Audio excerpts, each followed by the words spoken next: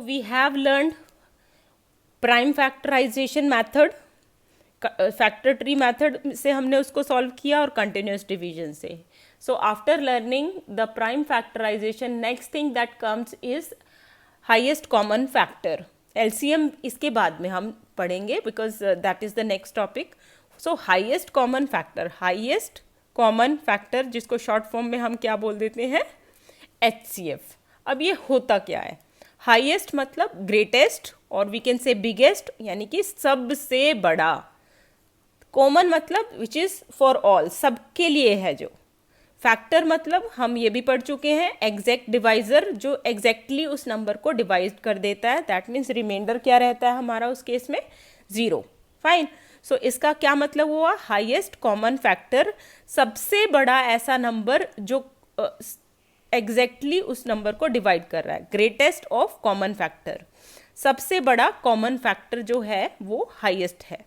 ठीक है, सभी कॉमन फैक्टर्स में से सबसे बड़ा. फाइन. सो इसके लिए हमें सबसे पहले तो फैक्टर्स निकालने पड़ेंगे. सो 30 एंड 24. 30 के फैक्टर्स क्या क्या होंगे हमारे पास? 30 1 से डिवाइड हो जाता है, 2 से डिवाइड हो जाता है, 3, 5 के टेबल में भी 30 आता है, 6 के टेबल में 30 आता है, 10, 15 एंड 30. मैक्सिमम जो आपका फैक्टर होता है वो सेम नंबर होता है. ऐसे ही हम 24 के केस में 1 के टेबल में 24 आता है, 2, 3, 4, 6, 8, 12 एंड 24. अब जो कॉमन है दोनों में है, हम उनको सर्कल करते हैं. ठीक है, यही है, और तो कोई कॉमन नहीं है जिनको हमने सर्कल किया है. अब इसके बाद इनमें से सबसे बड़ा कॉमन फैक्टर क्या है? 6. 6 is the highest common factor. Fine.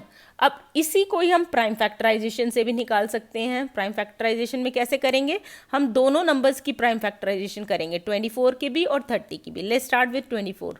सो 24 2 से डिवाइड हो सकता है, 2, 12 जा 24, फिर अगेन 12 2 से डिवाइड होता है, 2, 6 जा 12. अब 6 अगेन 2 से डिवाइड होता है, तो 2, 3 जा 6, 3, 3 जा 1. सो हम ये कब तक करते हैं? जब तक 1 नहीं आ जाता. अब यहाँ पे क्या है मेरे पास? 30. 32 के टेबल 2 से हम इसको डिवाइड कर सकते हैं. 2 1 जा 2, 2 5 जा 15. ठीक है. सो ये सॉरी 2 1 जा 2, ये 15, 2 जा 30 हो जाएगा. फिर 3 5 जा 15, और 5 तो 5 के ही टेबल में आएगा. फाइन. सो हम हमेशा प्राइम फैक्टराइजेशन में कहाँ से स्टार्ट करते हैं? 2, 3, 5, 7, 9 सारे प्राइम नंबर्स को हम लेके फिर हमारे पास 24 के केस में क्या आया था? 2 multiplied by 2 multiplied by 2 multiplied by 3. ऐसे ही 30 के केस में 2, 3 एंड 5. अब इनमें दोनों में कॉमन कौन सा है? 2 दोनों में आ रहा है, 3 भी दोनों में आ रहा है. सो हमारा HCF क्या होगा? 2 मल्टीप्लाइड बाई 3 इक्वल टू 6. जो दो कॉमन हमने लिया उनमें से एक हम इसमें चूज करेंगे. 2 2 में से एक 2, 3 3 में से एक 3. फाइन. दोनों को मल्टीप्लाई करेंगे, this will be our answer. Another example, 12, 18 and 30. 12 की प्राइम फैक्टराइजेशन करनी है हमें, 18 की और उसके बाद 30 की. अब 12 की करेंगे तो जो ये 12 है 2 के टेबल में आता है, 2 6 जा 12, 2 3 जा 6, 3 3 जा 1. ऐसे 2 टेबल में 18 आता है, 2 9 जा 18. 9 किसके टेबल में आता है? 3 की, 3 3 जा 9 एंड 3 1 जा 3. ऐसे हम इसका 30 का तो ऑलरेडी कर चुके हैं. Then write down their factors. इनके फैक्टर्स हम लिखेंगे. 12 के केस में क्या है? 2 2 एंड 3, 2 2 एंड 3. 18 के केस में 2 3 एंड 3, और ऐसे ही 30 के केस में 2 3 एंड 5. ये सबको हमने लिखा. फिर हमने पेयरिंग की. ठीक है. अब 2 तीनों में है, कॉमन है, 3 भी तीनों में है जो कॉमन है. फाइन. बाकी को हम छोड़ देंगे, सिर्फ जो कॉमन है उन्हीं को ही हमें लेना है. सो HCF क्या होगा? इन तीनों में से हम एक 2 को लेंगे, ये रहा हमारा एक 2. इन तीनों 3 में से एक 3 को लेंगे, 3, तो 2 3 जा 6. This is our answer. तो ये इतना बड़ा हमने किया है, देखो कितना बड़ा है ना. इसी को ही हम छोटे से मेथड से भी कर सकते हैं. इसको बोलते हैं हम कंटिन्यूअस डिवीजन मेथड. यहाँ पे हम कैसे करते हैं? हम तीनों को 12 डैश 18 डैश 30 लिखते हैं. अब तीनों के तीनों नंबर किस पर जा सकते हैं? 2 के टेबल में तीनों आते हैं. सो 2 6 जा 12, 2 9 जा 18 एंड 30 को 2 से डिवाइड करेंगे तो हमारे पास आएगा 15।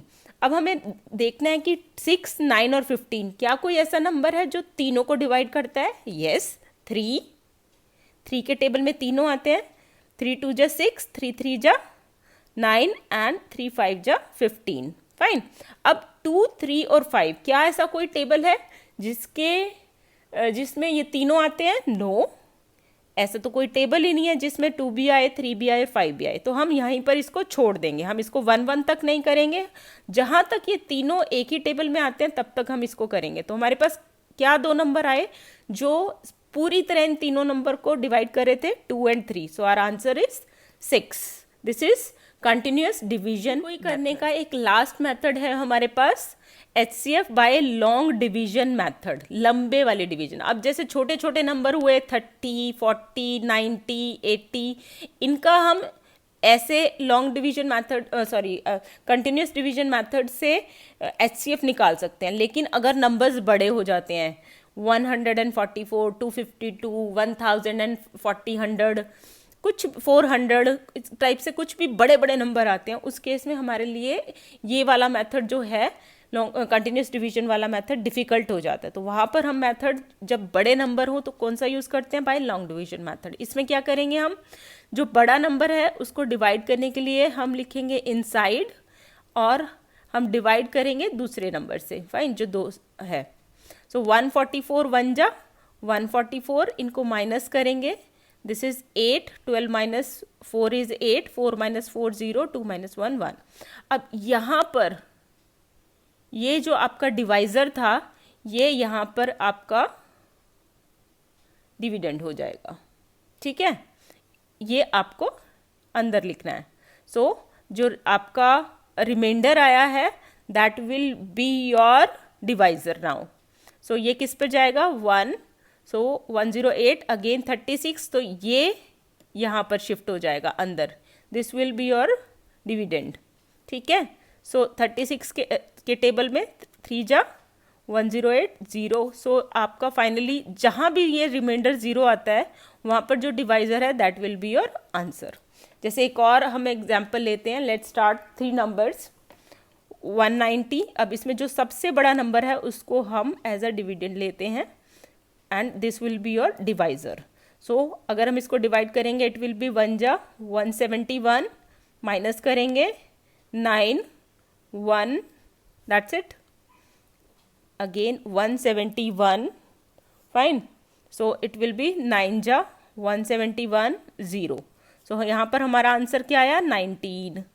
लेकिन हमारे पास एक और नंबर है अभी, उसको भी हमें चेक करना है। So that will be your dividend and this 19 will become your divisor. Fine, start dividing. 19 8 जा 152। सो यहाँ पर भी ये एग्जैक्ट इसको डिवाइड कर रहा है। So your answer will be 19। 19 एक ऐसा नंबर है जो इन तीनों नंबर्स को एग्जैक्टली डिवाइड कर रहा है। So your HCF will be 19 only.